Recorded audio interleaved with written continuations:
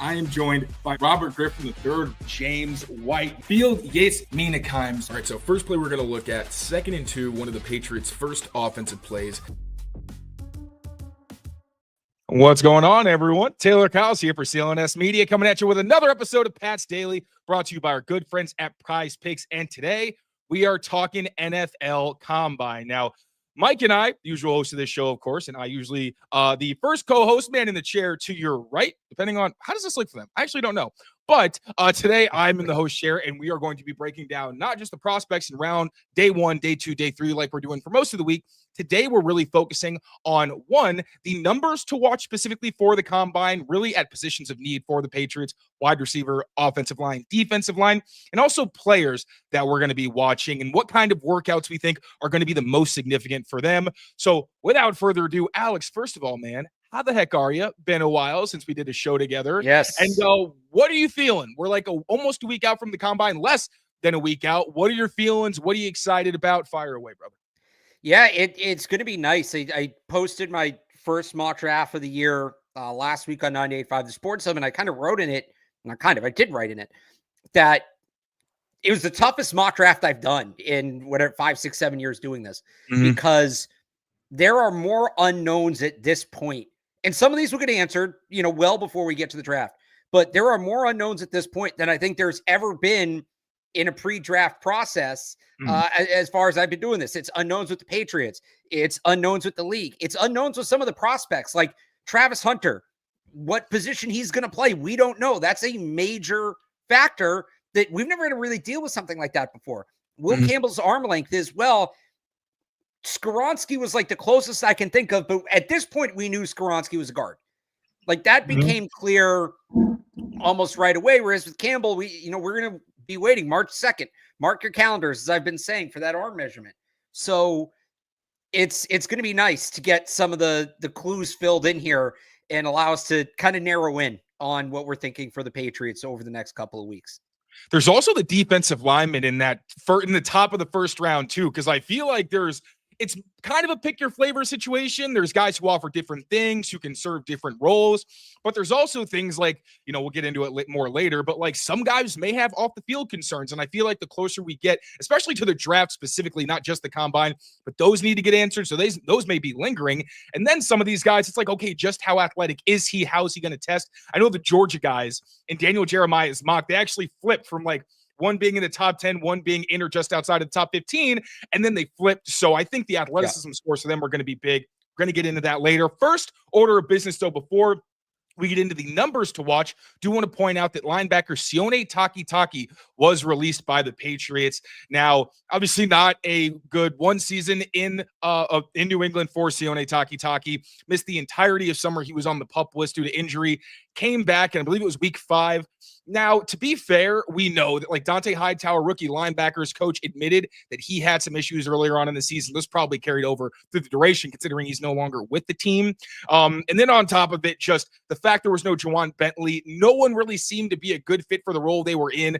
Sione was a part of that, but also I just thought the instincts looked pretty off. It felt like anytime he was on the field, he was either not moving fast enough or he was flying out of his gap and not totally aware of what was going on. Again, coaching's a pretty big part of that, but also not a great return on what was a very small investment, but didn't really get much of anything out of Sione Takitaki. So what do you think of that move? Yeah, I mean, he had the injury early last year and never seemed to bounce back. And I was surprised when you said he played in 11 games on defense. Like, it certainly didn't feel like it. And the way we think they're going with this defense and Mike Vrabel and Terrell Williams and these coaches bringing over that faster, more aggressive style of defense they played in Tennessee, he's not really a fit for that as much as he is what they were trying to do last year. So, timing, it's definitely early. It seems like they're starting to kind of get some of the internal stuff lined up. We've seen them handle a couple of the ERFAs. Now this cut. So it kind of tells you what's going on in the building, that the plan is, we're in the very early stages, but the plan's starting to come together. But yeah, not a player that did much for them last year. And I think Chad Graff had the number 2.8 million they saved, which is not a lot, but maybe that's a backup guard or a fifth corner or another running back. And for a guy that didn't seem to have much of a role this year moving forward, it makes sense.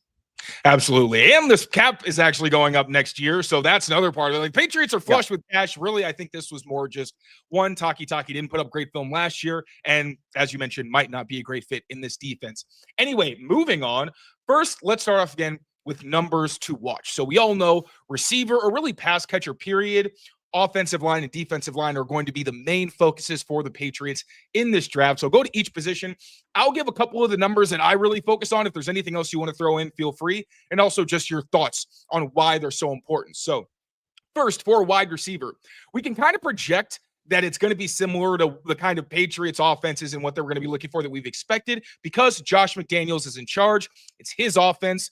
Vrabel may have some certain measurements, either its height, weight, all those things. But I think the most important thing for Patriots receivers will be agility and short area explosiveness. That's why the two drills I think will be most important and have historically been important for the Patriots are the 3-cone. It's exactly what it sounds like. You're basically running through 3 cones is to see how quickly you can change direction and get through the drill while obviously having to stop and start at different angles. And the 20-yard shuttle, basically you run from one cone to another, then you run back.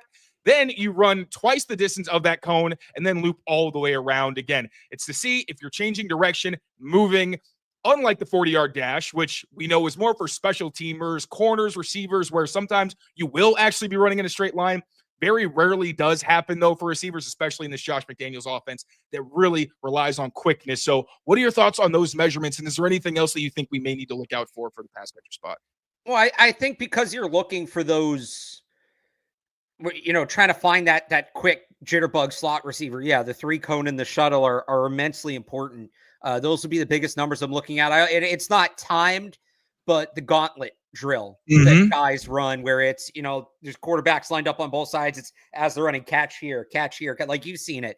You'll know it when you see it. That I've found to be very, like, the correlation between guys that have a good gauntlet and guys that pan out. Over the past couple of years, I found to be very striking. And especially for guys, if you're a slot receiver, it is a lot of get your head around quick, right? React quick. It doesn't so much simulate down the field as much as it does sort of quick in cuts and things like that. So in terms of those, especially for guys like a Tez Johnson, like an Isaiah Bond, these players we know as just true burners, as we've seen from the Tyquan Thornton experiment, like, you can't just be fast, right? You need to bring something else to the table. That doesn't mean those guys don't, but specifically, like, because it's really easy to get blown away by somebody's 40. If they don't have, if it doesn't match, and that can be the 3-cone, that can be the shuttle, that can be the gauntlet. If it doesn't match there, okay, so he's just a track star. That doesn't help you on the football field. I'll add this. I don't know. Have we ever talked about this? I do this all the time with, like, Evan and Brian, why they run the 40. I think we did last year, but I love the story. We could do this every year, so fire away. So why they run the 40 is because when they invented the combine back in the 70s, Bucko Kilroy, former Patriots GM, was part of that. The average punt was 40 yards. They wanted to see if you could get down the field in time to field a punt.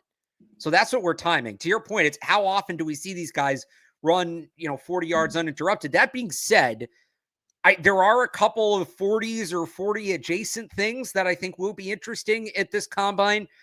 Tez Johnson might have a chance to tie or break Xavier Worthy's 4.21 from last year. So look, for whatever it's worth as a draft thing, that in itself is impressive and worth watching. I'll also say maybe more valuable in the 40, that 10-yard split. If two guys run a 4.45, but one guy runs the first 10 in 1.2 and the other guy runs the first 10 in 1.5, like, that's how you measure explosiveness. So for guys that don't have the top end speed, but you still want to see some explosiveness, that's a good way to measure it. So that's A.O. Manor from Stanford.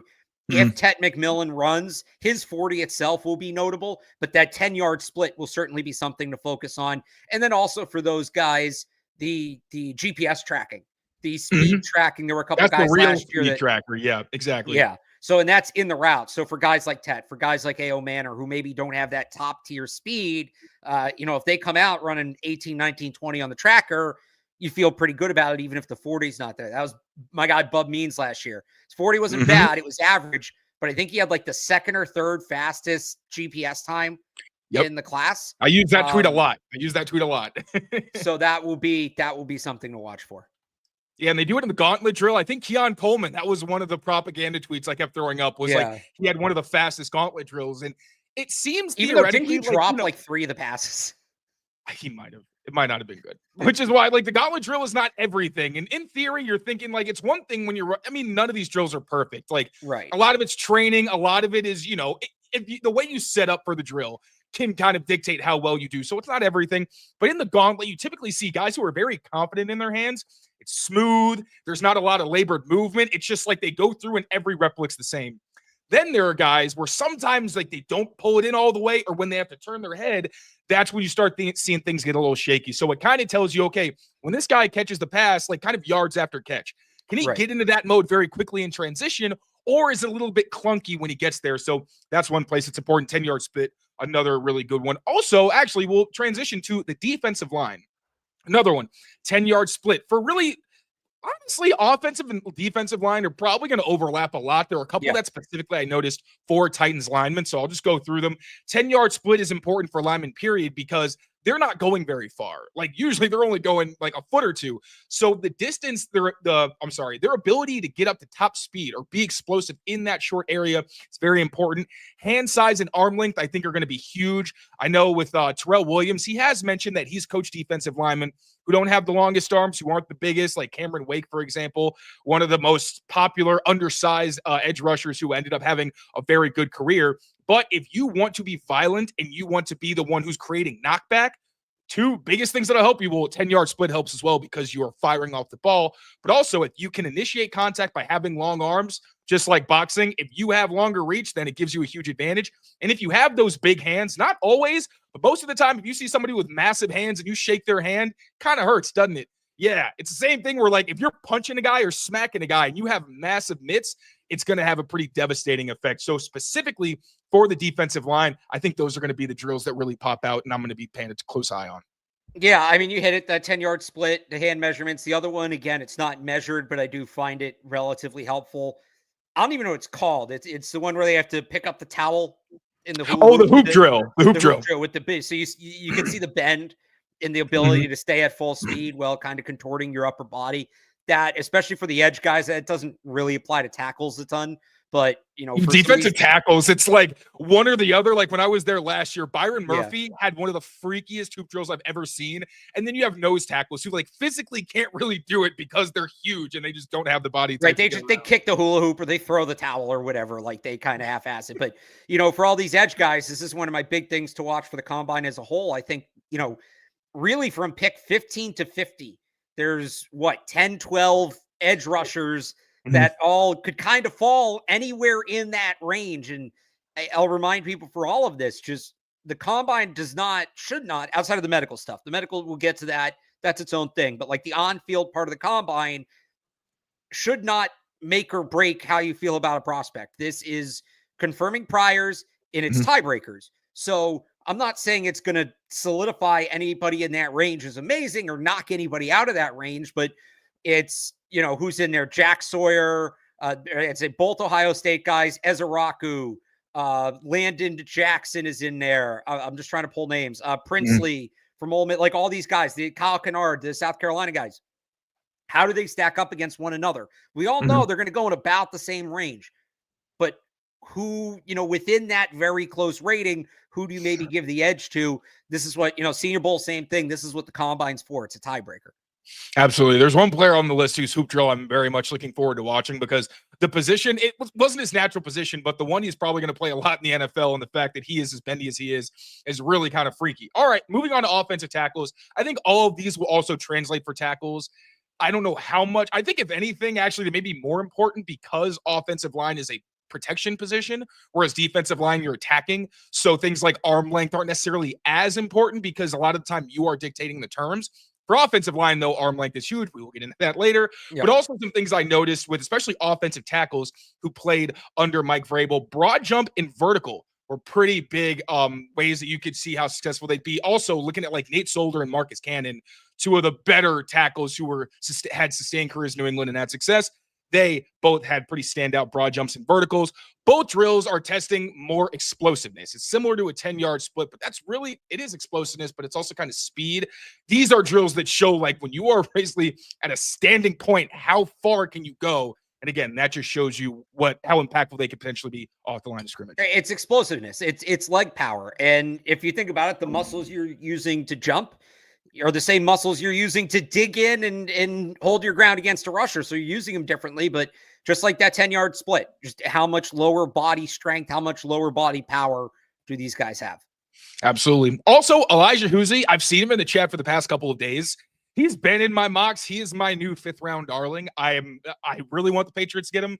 Feels like the perfect candidate to fill in for the slot if Marcus Jones is not a fit. So just want to acknowledge the chat. I know he exists. Yes, I like him very much. I agree with you. All right, we're going to get into 10 players or groups of players and the prospects and numbers that we're going to be looking for from them. But first, quick word from our friends at Prize Picks. Be right back. Prize Picks is the best place to get real money, sports action with over 10 million members and billions of dollars in awarded winnings. Prize Picks has made daily fantasy sports accessible to all, and all you have to do is pick more or less on at least 2 players for your shot to win up to 1,000 times your cash. So run your game all season long on Prize Picks. An all-star weekend is almost here, and Prize Picks is the best place to win cash while watching your favorite players during the game and Saturday night's events like the 3-point contest. So make sure to sign up on Prize Picks today and use that code CLNS to get $50 instantly after you play your first $5 lineup. Again, that is code CLNS to get $50 instantly after you play your first $5 lineup. Prize Picks, run your game. All right, Alex, since you are the guest, I will take the pressure off of your plate. I'll go first real quick with my first number that I'm going to be looking for, and that is going to be really just the athleticism and explosiveness scores of the tight end class overall. Going to the Senior Bowl, every single guy stood out at some point. I thought they were really, really impressive, and not even all of the guys that are going to be in this draft who are probably going to get taken earlier were there. You talk about Colson Loveland. You talk about, Tyler Warren, who's lined up all over the place for Penn State, a really exciting prospect. Harold Fannin Jr., I finally got to I'm really watching highlights at this point, so I have an idea, what are these guys good at? Who excites me more than others? Man, Harold Fannin Jr. is a special athlete. I know it's he's not an inline blocker. One, he blocks his ass off. And also, after the catch, I think he's special because of his movement ability. But he's not the only freaky mover in this class. So like you mentioned, a lot of these numbers are just going to be us saying, all right, how are we going to separate these guys? Who is the truly elite athlete? Who's the guy who looked like he can move, but maybe is more stiff than we thought? XYZ. So tight end class athleticism is up there for me because I think these guys are going to absolutely kill it. I don't know if it's going to be a historic year, but if it was, I would not be surprised. It's a very good class, and there's a lot of sorting out to do, especially on day 3. So I'm looking forward to watching this group. Some of the guys from the Senior Bowl, like Elijah Arroyo, kind of really popped there. Does that athleticism, does he test within that athleticism? Gavin Bartholomew from Pitt is an interesting one to watch on day 3. He had a really good freshman year, and he is another one of these fluid movers, can create after the catch, dynamic athlete, but it just didn't work the last 2 years for whatever reason in Pitt's offense. He kind of fell off. So if you look at it and it's all right, was his freshman year an anomaly? Well, if he tests super well, now you go back, you look at the freshman tape, you look at the last 2 years, and it's okay. Who is he really? Is he the freshman year guy or is he the other two? And that's not uncommon. We do that with prospects all the time. Luther Burden's the guy we're going to be doing that with this year. Why can't I think of his name? On the Vikings, Jordan Addison was another guy we did that with a few years ago. Also a Pitt guy, by the way. So I'll be interested to see how the tight end class tests. And with them, the fullbacks, Robbie Utes, he will be there. And who was the fullback the Patriots signed? I'm blanking on the name. Last week, Giovanni something, like Giovanni Risi or something like that. Yeah, something like that. Utes is cut from a similar mold. So if that's the kind of guy they're going for, Robbie Utes, player to watch for the Patriots. I love talking to you because every time I think I've got a decent idea of who people in the class are, you always drop a couple of names. I'm just I've never even seen that name. So now I'm going to look this back and I'm going to check those guys out. All right, so he's a 280-pound. He played tight end at Alabama. He was more like a move tight end, but he's a fullback in the NFL, and he said that he was kind of asked about it, and he was like, yeah, I'm probably, if I want to play in the NFL. And he was like a big time high school swimmer. So he's got like that build at like 275, 280. Speaking of fullbacks, I got to watch JJ Peaks. Is that how you say his name? JJ Pegues, the guy from Virginia? The D-tackle fullback? Patrick Ricard? Yeah, I haven't actually heard that one out loud. I thought it was Pegues. It might be Pegues. I've never heard a lot of these out loud either, and you actually watch college football. Ole Miss, similar. Yeah. I like him. He's interesting. I got to watch a little bit more of his tape. I've seen some stuff. He looks awesome. Yeah, he'll be a fun player to watch. All right, so who do you got? Off the top, the main event, Will Campbell's arm length. That's what this has all been building to. April 2nd, mark the calendar. And look, I know we disagree on this, but this is how I feel. If he comes in at 33 inches or more, he's a tackle. At that point, I'm comfortable with him being a tackle. We can argue about what level tackle he is, but a guy with his raw strength and experience and leadership qualities, right? That guy is going to, maybe it's not at 4, maybe it's later. That guy's going to get a chance to play tackle in the NFL. Maybe he moves to guard later, but if he has 33-inch arms, just like Rashawn Slater, he's going to have a chance to play tackle. If he comes in at 32 and a half or under, he's a guard. 32 and a half. He's going to be a guard. 32 and a half or under, he's a guard. The arms are too short. It doesn't sound like a lot. It is. The chaos outcome is 32 and 7/8. That is when everybody gets at each other's throats, because now the debate is, well, he's technically under the threshold, but is he talented enough to reset it the same way Rashawn Slater did 3 years ago when it went from 33 and a half to 33? And I know that sounds dumb with that quarter of an inch, but the draft is really dumb sometimes. This is just how it works. This is what we do. This is the exercise. So 33 or over, tackle, I'll stamp it. I'm very comfortable. We can debate whether or not he's the pick at 4, but he is going to be a tackle with 33-inch arms. I truly believe whatever team picks him will try him a tackle before he moves inside. 32 and a half or under, he's going to be a guard, because that's what Peter Skoronski was, and Skoronski was a guard.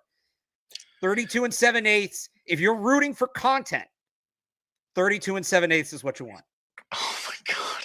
Okay, so I want to state that if the Patriots were to trade back, draft Will Campbell, and then find another like day 3 pick that they thought had a true left tackle body type who was worth investing in, I would feel much more comfortable. I wouldn't love it, because I still don't like the idea of a guy who may end up being a guard being taken that early on a team with so many holes. But I do hear what everyone is saying. They do need a tackle pretty desperately. And I will also play devil's advocate. Worst case or best case scenario, they are never in the top 10 again, or not for a very long time. What other really premier left tackles are you going to get outside of the top 10 or like top 15? Right. Obviously, you could always trade up and find some way to do that if you were really desperate.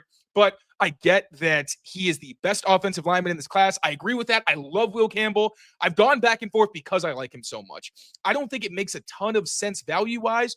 But again, I think he's an outstanding player. He's smart. He's aware. He's super young, and he has leadership. Like, guy could be a captain next year.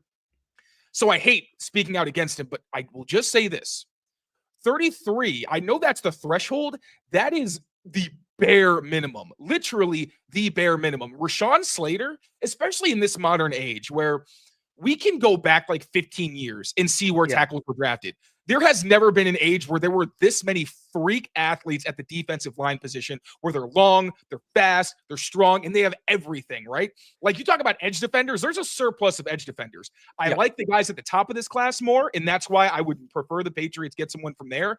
But you can find a guy with crazy dip and bend. It's more like he's probably going to be more situational, but he'll make an impact. With tackles, tackles and quarterbacks are the only position where I say, hey, you do not trade back, right? Those are the only times as a bad team you stick and pick. Otherwise, I think volume matters more.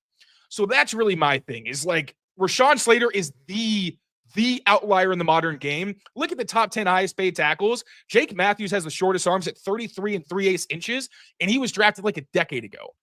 So I just want to say, if they take Will Campbell, again, preferably after a trade down, I'm not going to like throw a temper tantrum. I would just like better value, although I also acknowledge that he is such a good lineman. I think he's so much better than everyone else. I understand, and I don't think it's a bad idea. It doesn't sit well with me. That's all. So, That's all. A couple things to what you just said. First off, on the arm length thing, you are cutting a couple guys out who are on rookie deals when you talk about the 10 highest paid. Rashawn Slater's one of them. Another one who came in at 33 and a quarter, and granted he's on the other side of the line, but is Penei Sewell, and he's doing just fine. Okay. Not that Will Campbell is Penei Sewell. Another outlier, because when I was scouting in 2000, I was working for a scouting company in 2020, I think, and Penei Sewell was the number one player when he was like 19. So I will just say, Penei Sewell is like an nth percent athlete. That is all I'll say. Like, that is another huge outlier because he's such a freak. That's all. I would just say, like, what a fair point.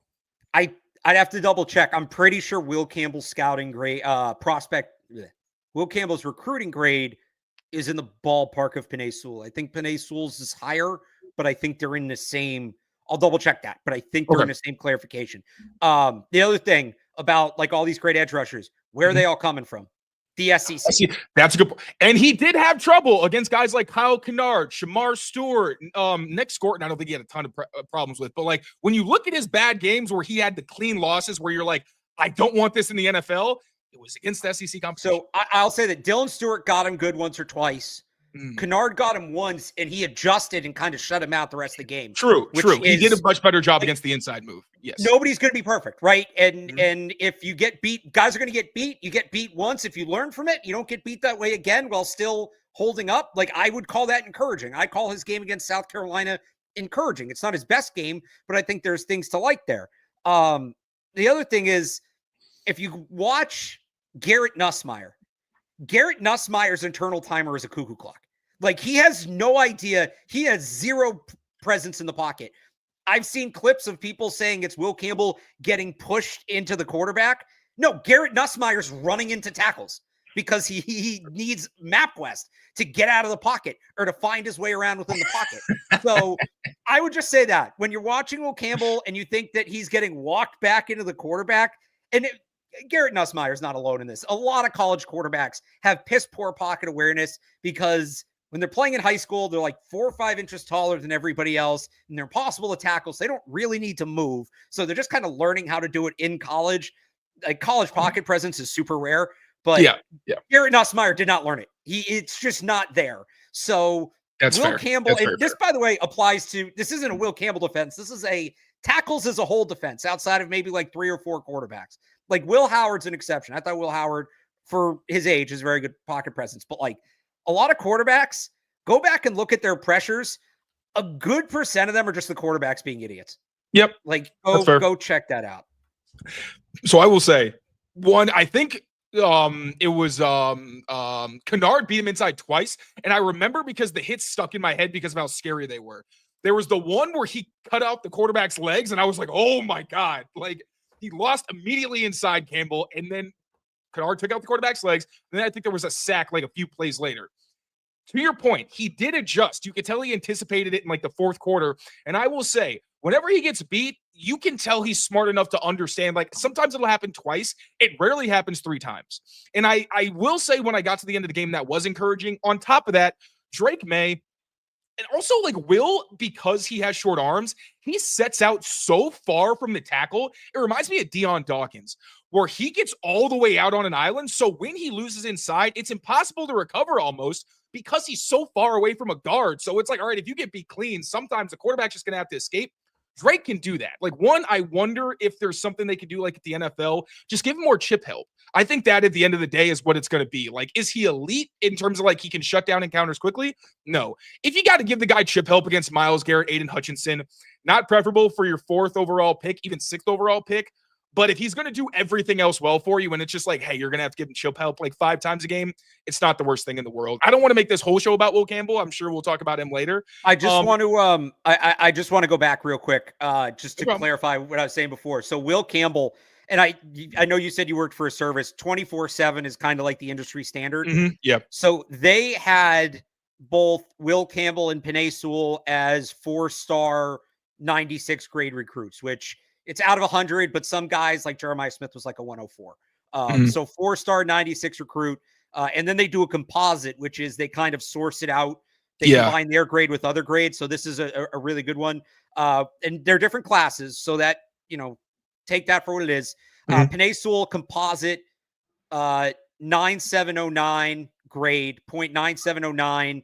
He was 57th nationally. Will Campbell, 0.9830, 36 nationally. So Will Campbell actually had the better composite grade coming out of high school. 24/7 alone had them almost equal. They had Sewell with a slight edge. The composite grade, though, shows Campbell is, and again, like this is 3 years ago, so things changed. But if we're talking about pedigree, Will Campbell's pedigree, I would say, is equal to Panay Sewell's.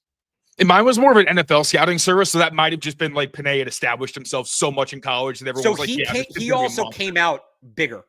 One of the things on Campbell coming out of high school was he had to put weight on, and he did. He's up to 320 now. Like with Brandon Thorne, he talked about how like his first college snap, he got bull rushed into the quarterback, and they did that to him like throughout the year, but they didn't do it as much as a senior because he added weight in his lower half. Right. So that would be the big difference between. So if you're looking at them as NFL prospects coming out of high school, Sewell was pretty much NFL ready body wise as a freshman. Campbell wasn't. Campbell had to put on, I think he was like a 290, 295 pound freshman. And he's up to, well, we'll get the actual number next week, but a listed 323. I'm going to guess that's about right. He'll be somewhere between 315 and 325. That's a good pull. And again, the biggest thing with Panay Sewell was just like, this kid is an insane athlete. And it got drafted. He was 20 years old, right? When he got to the NFL. Who? And like it was, didn't he like just turn 20 or something like that? He is really young. 24 now. He was drafted in 21. So yeah, that sounds right. He just, Jesus Christ. Like I see 20 now and I get excited and they're turning 21. Man, the Lions got it. All right. Campbell's the same way. Campbell's going to be a he's super young too. He turned 21 January, so he'll be a 21-year-old rookie. Awesome. Hell yeah. All right. So I'll talk about a guy who's going to turn 21. Actually, should I talk about the guy who's turning 21 next week or the guy who's turning 21 in the summer? I'll talk about the guy who's turning 21 next week, and that is Landon Jackson, linebacker out of Georgia. I'll honestly, screw it. I'll lump him in with Will Williams because I think with them, like I mentioned, so right now I think Williams is projected to go like 16th, and I think that I keep getting their names off my head. The W's are really screwing me. But Walker is projected to go, I think, like 6th or something like that. And they pretty much had flipped in Daniel Jeremiah's previous mock draft. So again, I think the big thing for them is going to be the athleticism scores. Like for Jalon Walker, I think he's going to kind of blow up the combine. I think people are going to see this is a freak athlete, and we do need to take him in the top 10. Yeah. Yes, he's a tweener because he's not a full-time edge defender because he's like 245, and maybe not a full-time linebacker because he's so inexperienced and he's such a good pass rusher. You don't want him as a full-time linebacker, but he's not a jack of all trades like I think some tweeners are, where it's like he can do a lot of things, but it's really because he's not great at things. No, I think Jalon Walker, when he gets more experience, will be a very scary linebacker in this Mike Vrabel defense. He's got the range. He's got the physicality, just needs more experience. And as a pass rusher, he could definitely, I think, do better like working through offensive tackles, but he can beat guys inside and out different ways. I just think people need to see on a piece of paper, like, damn, this guy's a freak athlete, and that's why he's been so good at these things. And then Mikel Williams, I don't think he's going to be a great athlete, but I think he's going to test better than people think. Because looking at his tape, I get why some people don't like him, because with all the bendy freak athletes in this class, he's bigger, he's a little more stiff, but he's got huge hands, he's super long, he's strong, and he moves plenty well enough for a guy who's 265 pounds. Like, you see him on line games, you see him chasing down quarterbacks. He's not a freak again, but he's a very, very good athlete for 265. I think if he clears a few thresholds and people see, oh, damn, for his size, like this guy moves a lot different, that's where both of them, I think, end up in the top 10. I also think that Georgia has a very good training program. I mean, it's Georgia, obviously, but like the Georgia guys generally test well. The Georgia guys generally test better than expectations. So I would think that helps those guys as well. They, like you said, they're kind of two high risers right now. Williams was already pretty high. I think he's sort of just more cemented at this point than rising into that top 10 area. But yeah, I never got why Jalon Walker was as low as he was initially. I think some of that might just be, you know, the first thing people do, especially people who don't follow college football, they just look at the list. They just look at the names, and he had an LB next to his name. And that's one of these positions that the nerds have devalued. I don't think they're right, but it's happened. You know, another guy we were talking about the other night, Jahad Campbell, I think is absolutely a first-round talent. I need to watch him. I really in like him.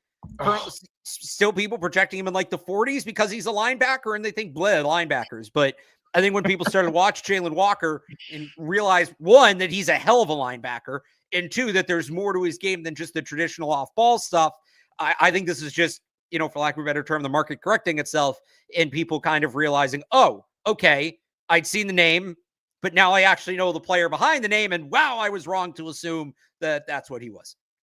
I would love for them to kind of go back to the Hightower Chandler Jones days, get themselves that linebacker who can do both, a really good pass rusher, maybe even Jeffrey Bossa, who's like my favorite linebacker in this class, off-ball linebacker as your weak side guy who can become your dime linebacker. Then I think you're cooking with gas. There's a sneaky good linebacker class. I don't know if you've gotten to have you gotten to Chris Paul yet? Not yet. I know you told me to. I looked up his scouting report and it did sound like a guy who would be interesting. I haven't watched him yet though. So he was standout at the Shrine Bowl. So Chris Paul and Barrett Carter from Clemson on day 2 are two guys I'm high on. I'd love Jahad Campbell, but if they're not taking him at 38, they're not getting him, and even that might be low. And then UCLA Chris Schwezinger. Oh, yeah. I still need to do more on him. I'm a little behind on him, but I know people like him. I read the report and I looked at some highlights. He looks pretty interesting. I know there's one more name. I'm just going to throw it out there before we get to your next guy. All right, looking at this linebacker class. It is, Danny Stutzman. I read his report. He seems like a really interesting guy. Not a hybrid like the others, but he seems interesting as well. No, he's Danny Stutzman's old school in like every way possible. The way he plays, his mentality. He's like, they did a great piece on him on game day where he wants to be Brian Bosworth. And now Brian Bosworth went out in the NFL because he didn't have, he wasn't focused. But if Stutzman can focus, like he wants to be, he's going to be a Detroit Lion. Like you can just pencil that in now. That's happening. But he should be penciled in for them. I hope the Patriots get him instead. I want them to just steal all the Eagles and the Lions' thunder if possible. He's Dan Campbell waiting to happen. That's it. He's 6'4". Yeah, I thought he was shorter than that. Wow. Yeah, no, he's a big dude. All right, who do you got next? All right. You can also condense this because we've already gone on pretty long. If there's a group of guys you want to talk about, feel free. We kind of talked about some of it in the opening too, with more like the groups I'm looking at. So it's not a number, but Travis Hunter, what comes out of those meetings, right? What does he say at the podium? What are we hearing about what was said behind closed doors? Does he have a preference, receiver, corner?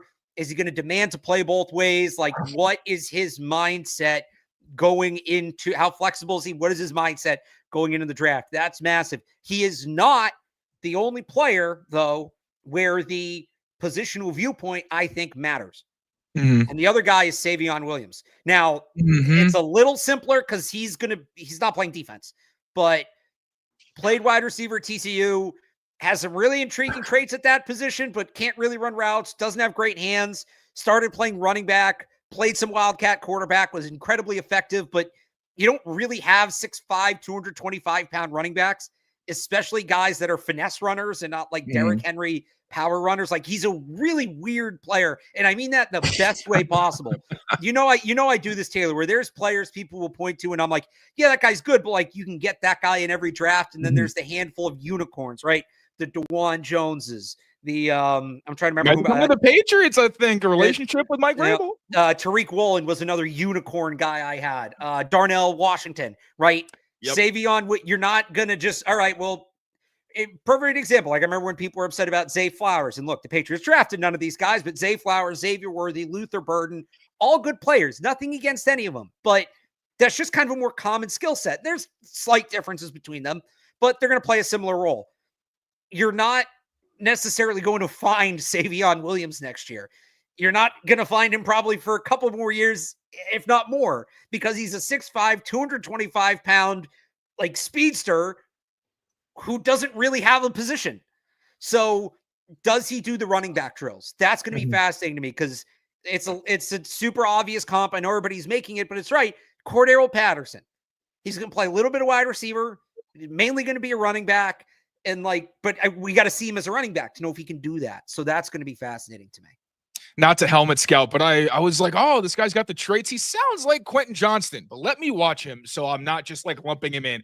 And I watched for like 5 minutes of him as a receiver. I was like, damn it, he's literally Quentin Johnston again. Like, look like, and I don't mean to be I don't rude. think so. I think he's much more explosive. Okay, no, but I mean like as a receiver, where it's freak athlete, so exciting. Can he catch a football? Both of those guys look like they have never seen a football before, and I'm sorry.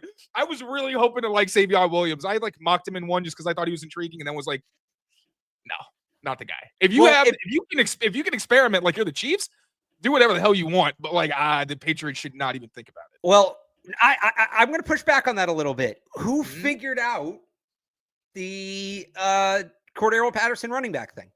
Whose idea was that? I would rather a tight end, though. If we're going to do this, I'd rather a tight end. We're taking a freak athlete who, I'd rather. No, but I want them to, if they draft Savon, and I think he's going to go before they're going to have a chance to take him, because I wouldn't take him at 38, and I think he'll be gone before 69. I want them to draft him as a running back. I want 6'5" James White. I would love to see a 6'5" guy try to hit the hole. That would be very interesting. Because even Cordero was like 6'4", and he'd still look big. I want it there's a path there. Especially, think about, you have him and Drake May and some of the read option stuff you could do with that. And that's a lot of size. That's a speed lot option of size in the backfield. crazy. Right. Speed option. You get those two out on the edge against corners. That'd be pretty insane. I don't know that I need to see it. That I know this sounds like a impassioned speech to draft them, but I could be sold on it.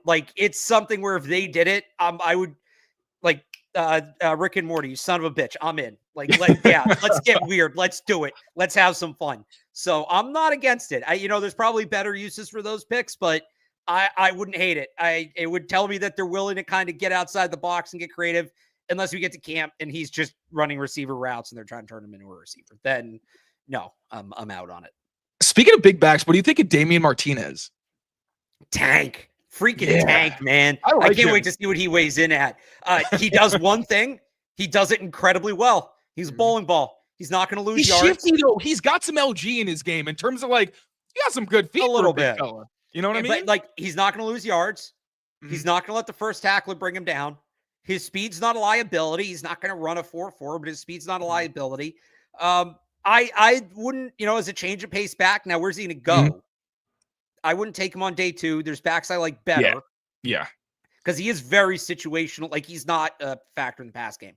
But, I'd rather a guy like Ollie Gordon, a guy like Quinshon Judkins, but he's not in the age of the tush push offense. He's going to have a role. Okay, I like that. All right, you know what? I'm going to lump in a few, just the drill and the guys that I'm looking for. I feel like that actually might be easier because I don't want to keep you too long, but I know you're super busy. Change of direction. I'm going to be looking at Landon Jackson, edge defender out of Arkansas. I'm going to be looking at Anthony Belton, offensive tackle from NC State, and I'm going to be looking at Ariante Ursary, my favorite fit at offensive tackle for the Patriots in terms of actually being a left tackle. He is a left tackle out of Minnesota. So all of these guys are pretty much dancing bears. I know Landon Jackson was on the freaks list. I think Anthony Ursary or Ariante Ursary was as well. I think he's been on it twice. Jesus Christ. Well, that's why I bring this up, because these guys are massive. Belton and Ursary specifically are huge offensive tackles. They've also got the long arms. I don't necessarily think they have the movement skills to play tackle, but I think the numbers are going to dictate whether teams start to think of them as left or right tackles. Because Anthony Belton, when you look at his college tape, I'm like, this is a right tackle. Doesn't have the change of direction. As soon as he makes a wrong move, he just doesn't have the speed to recover efficiently. I think he's probably better on the right side. Then at the Senior Bowl, I'm watching this guy and I'm like, damn, no one beat him. The only person who gave him trouble was David Walker, and that's because Walker is so low to the ground. There's a rep where you see Belton kind of has to bend down to even reach him, and his balance is off, and then Walker just some freaky shit because he's so close to the ground. But for the most part, Belton was patient. He maximized his length, and that's how you do it. If you have long arms and you're not scared of someone shooting a move, and you shoot it first, you're going to be a really hard guy to beat. Now, still, at the NFL level, you're facing the best of the best. How's that going to look? So I want to see if their agility drills look good enough where you're saying, all right, now there's something here. If we work it, maybe we just change your body type a little bit. I'll be excited. And Landon Jackson did not look good at the Senior Bowl until the last day. I haven't watched his tape yet because I'm just not that high on him that I am prioritizing him. But I love the profile. I love the play style. I love the mentality. I think that Mike Vrabel would love this guy if they're looking at a real kind of attitude dude on the edge and not necessarily that premier pass rusher, but more of a guy who's going to bring attitude and condense the pocket. I don't love that in the second round, but if they wanted that kind of guy, Landon Jackson's probably one of, in that area at least, of like the Princely Uman Mielans that are really smaller. But again, like it just felt like, also at the Senior Bowl, he kept trying to win with finesse. And I'm like, dude, this is a showcase. You need to use power. Like, you are a big MFer, like bully these guys. And he kept trying to go around and he wasn't winning. Last day, he actually started to show out a little more. So I wonder, is it technique? Can he physically just not really win in multiple ways? Like, what's this going to be? So I'd like to see what his really athleticism period, but specifically change of direction. Because if it's better, maybe again, he drops a little bit of weight just so he can be a better mover. And hopefully he doesn't sacrifice his power. But I want to see how those guys look in those drills because I love their profiles. I'm just curious that they really have the movement ability at the NFL level to be what I'm hoping they can be. I'll throw a couple more in on the agility drills. I'm going to kind of take this in a completely different direction. Tez Johnson and Isaiah Bond. Okay. We know they're fast, but I do this exercise with Evan now because you know how he just sees speed and gets ready to fit the guy for gold jacket. Yes. So I like to ask him, I'm like, all right, what do you like about Isaiah Bond? He's fast. Fast and. There needs to be an and there to be an NFL wide receiver, right? We're not building a track team. We're building a football team. So those are the two guys in this class, Bond and Johnson, that I look at as, okay, they're fast. And what? So, you know, how agile are they? How are they in their routes? The gauntlet thing, the hands, all that, right? Like those two guys, they're going to both run great 40s. And that's all well and good. If they run a good 40 and then they're in the bottom half percentile on those agility drills, I'm out. I'm complete. And I don't know that they will, but like I'm saying, let's keep an eye out for that guy. It's not just the 40. So the change of direction for those guys, the catching ability for those guys, I'm not getting lost in the 40. That's what I'm saying. I mean, I want to see the full picture from the burners. And if you want to apply that to any running backs you think might run, you know, super fast or whatever, we can throw that in there too. I like that also. All right, I'll actually stick with the 40 and actually the position, but I'll go with some different players, and this will be the last one for me. I want to see how a group of guys look. Tet McMillan, Jack Besh, Jaden Higgins, and Pat Bryant. I feel like they're all in the same kind of group where like they move better than you would expect for their size. They're huge. They have a great catch radius. They're really good at the catch point. But the question is like how fast. It's not even really a question. The thing is like they're not really that fast. Now, I still think that like these are different guys. Tet's going to go on day one.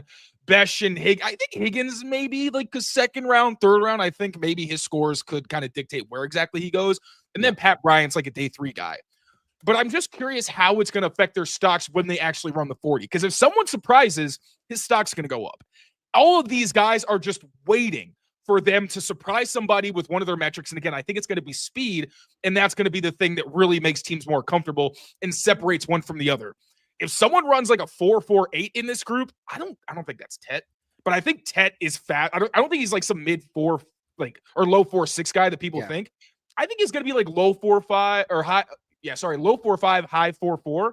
But if one of these guys runs like a 4.6, sorry, man, you're going on day 3. I don't care how well you separate or any of those things. Like, it's just too slow. So I don't think any of these guys are going to blow away. I think they're probably going to end up in the same range.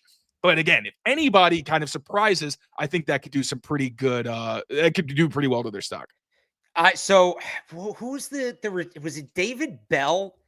There was this receiver from Purdue. Oh, Purdue, yeah. No, Purdue. I think it was David Bell. Yeah, where he was like a projected top 100 pick. He was supposed to go in like the 50 to 75 range, and everybody was really high on him, and I never really understood why. And then he ran a 4.65, and then that was it. He ended up going. He still ended up. He snuck in the top 100. He went 99. Okay, but I mean, he was being projected as like a 4th, 5th round pick, and he's fine. For the Browns, he's like a 4th or 5th receiver. That's David Bell. Yeah, I know you're talking about. Yeah. So it's like that. That's the guy you're basically describing. Is we know some of these guys aren't going to be burners.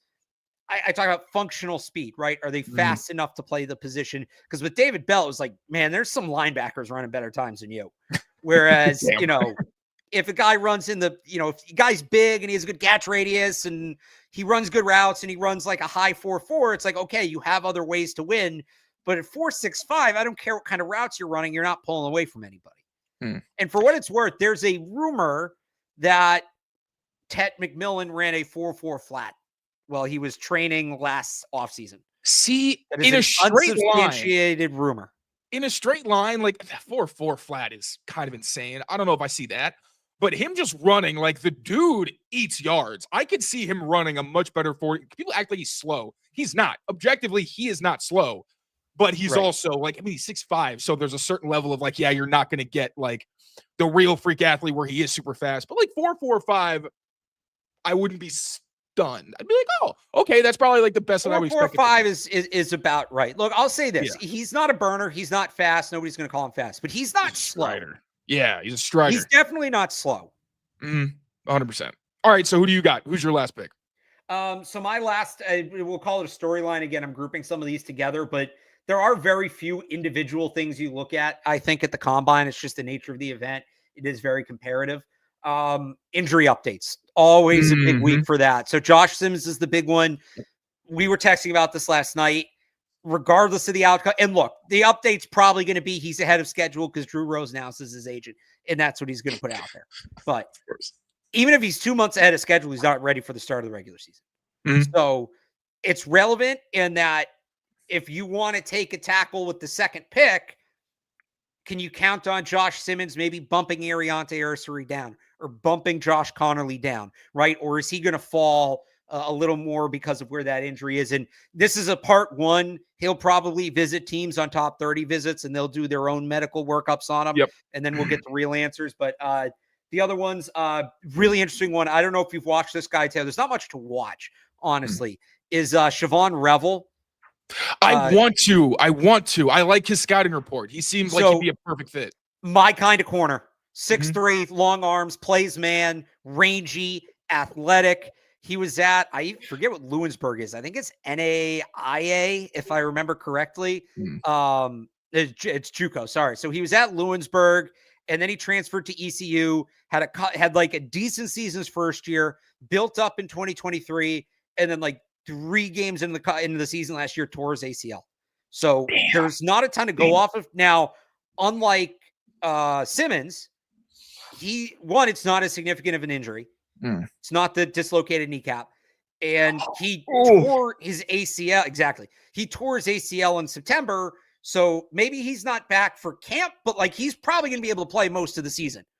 So, if he somehow gets to 38, the medicals check out, and I think it's probably one or the other, but would not be a bad option opposite Christian Gonzalez. Like you're going to have a ton of size and athleticism there.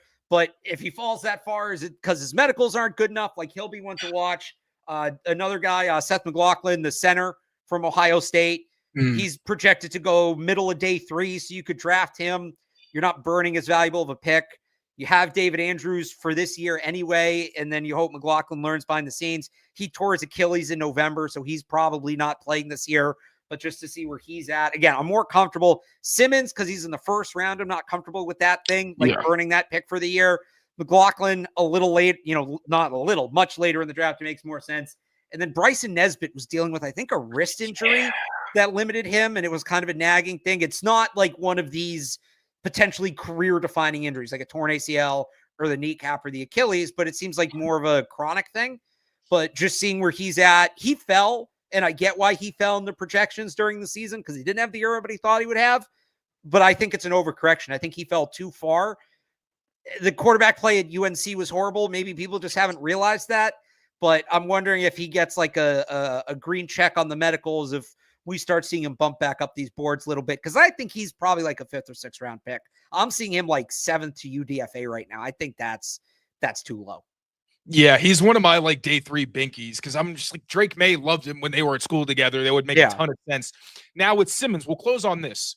Would you consider, if you were hearing that the medicals are okay, like not just from obviously the agent, but also just like the murmurs of that it's not a huge deal, but he's probably going to miss like, let's say at least half the season, right? Something where it's not nothing. Would you consider a trade back into the first round for him? Or if I feel like if he fell to the second, that's almost a no-brainer because he's so talented. If they can get him at 38, I would do that. Yeah. Trading back up, I don't know. Like, what am I giving up? Do they have another left tackle on the roster? I think him even playing half the season this year is a pipe dream. Cole, it's the same injury Cole Strange has. He missed 12 months. And Cole Strange was learning a new position, he wasn't making the jump to the NFL. And Josh Simmons doesn't have that much even college experience. He's at San Diego State for 2 years. Every year, these Ohio State tackles, dog. Because there's always good players there. So it's never like you're not going to start as a sophomore. He transferred from San Diego State where he was playing a lesser level of competition. He took a jump from 23 to 24, but you look at the opponents, he didn't really play anybody. Like all the tough parts of Ohio State's schedule this year were backloaded. He got hurt early in the Oregon game. So you're even projecting, that growth to continue, and that has to continue after a very significant injury. So like if he falls to 38 and you have another tackle in place, you signed Alaric Jackson, you signed Cam Robinson, like I could see it because he probably is significantly the best player on the board at that point. I just go back to Dominique Easley, and Dominique Easley was a top 10 talent, top 10, 15 talent in that draft. And the Patriots got him late because he had bad knees, and it was just nobody was going to take him because it wasn't worth the risk for the teams at the top of the draft that have more holes. They were good then. Right. For who the Patriots were, it made all the sense in the world because if they had other defensive tackles and they were developing players left and right, and it was fine. 5 years ago, this would have been the most logical pick in the world. But for where they are now with their other needs, they can't have a first-round pick that doesn't play, and then a guy that you're kind of, clenching your fist every time he gets on the field that medically something's going to go wrong. So, I look at a team like the Chiefs who need a tackle and are picking later and can afford it. Oh, man, I would hate that. The Niners who, Trent Williams is year to year, but at least you have one more year of Trent Williams. So if he can't get on the field, if Simmons can't get on the field, you're fine. You have Trent Williams. You'll get Simmons in next year. So I look at those teams as the right landing spots for him. I don't know that the Patriots can have a top 50 pick that doesn't play. And he's not going to play this year. I would be shocked because even if he is medically cleared, let's say he gets through in 10 months. So he's medically cleared in October. Now he's going to need time to ramp up because, again, he's a rookie. He's never played in this offense. He's never played in this league. Cole Strange needed a month, so we'll call that another month and a half. Well, now it's like mid-December. Maybe he plays the last 3 or 4 games, but at that point, the season's probably already decided one way or the other. If you're in the playoffs, you probably have a solid left tackle. You're not going to pull him. If you're not in the playoffs, who the hell cares? So it's just, it's a tough sell. It's a tough sell, man. And this guy, I sent you this last night. Like I have my draft pillars. We talked a lot about Mike Vrabel's program, right? What are going to be the core concepts of the program? If I was doing a program, my draft core concepts, one is not liking the player for the team is not the same as not liking the player. Josh Simmons is a good player, but he doesn't make sense for the Patriots. That's going to sound weird to some people who think the Patriots just need to add good players. It's a little more complicated than that. You make very good points. Honestly, I was excited at the possibility of maybe Simmons as a trade up or a second round, but that is very, very fair. We don't know. And honestly, the Dominic Easley thing kind of just scared me straight. I don't want another one of those situations. I mean, that's unfortunate, but I'll give you another one. Malcolm Mitchell was a top 50 pick, fell as far as he did because he had bad knees, and it was a hell of a player. We all saw it, but he wasn't a 4th round pick because of his talent. He was a much more talented player than a 4th round pick. And look, sometimes those guys work out, but are you comfortable taking that risk right now with the 38th pick in the draft? Very fair. Also, so this is the last one. Thank you so much, Christian. That's very sweet. One question: if the board falls weird on draft day, is Tyler Warren an option? I will say not unless they draft and drop like a few spots. I really like Tyler Warren. Honestly, I would love if they stole him from the Jets. That would make me really happy because he's just constantly been mocked there. I love the player.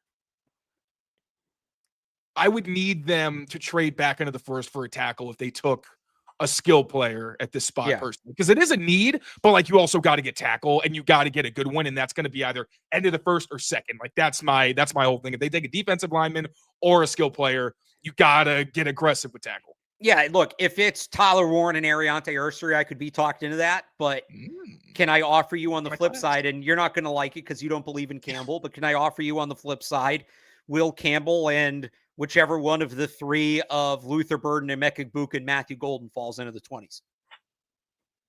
I wouldn't trade up for any, to be honest.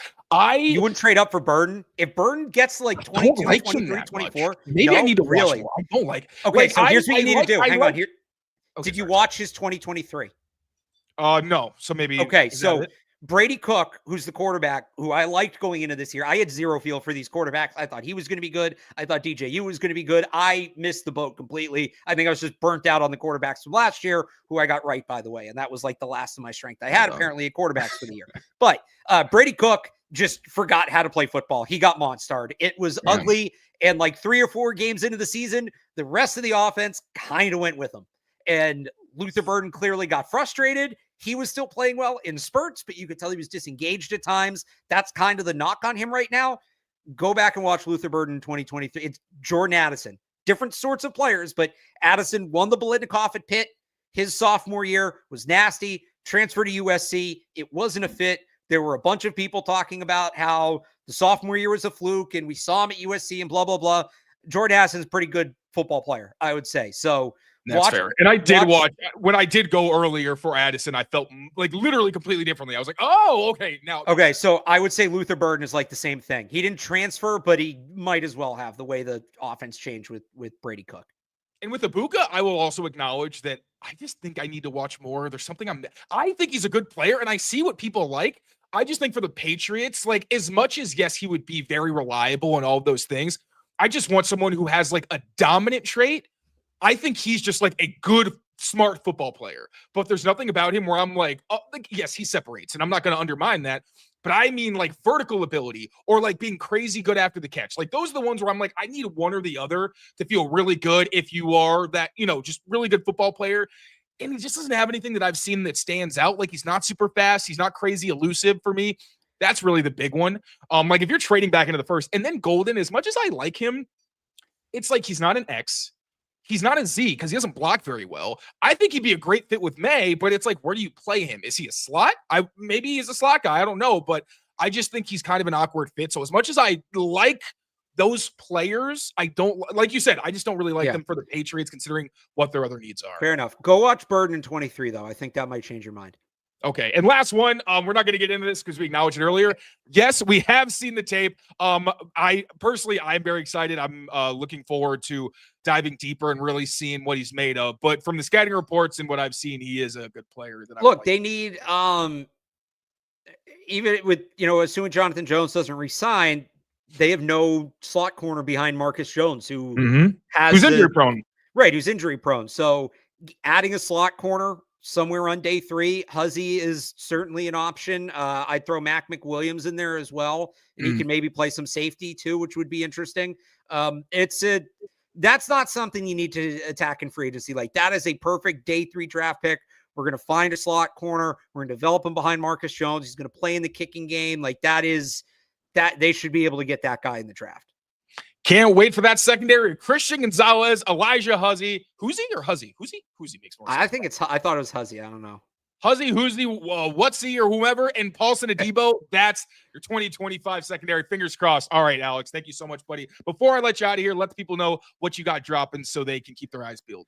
So all of my, I did some combine preview stuff with Matt Dolph earlier this week. That's a podcast you can find on the Sports Hub YouTube page. And then I will have my combine preview up on Monday morning, so you can check that out. Well, that'll probably be all my content for Monday because I will be flying to Indianapolis. We're all going to be there, baby. It's going to be right. a Pat's Beat. Well, not a Pat's Beat party. It's going to be a Pat's Beat, Pat's Daily, and all the other thing kind of party. So looking forward to that, buddy. Thank you so much for coming on. And thank you all, as always, for watching. Now, take care of yourselves. Take care of each other. We will see you next time. Peace, y'all. Bye.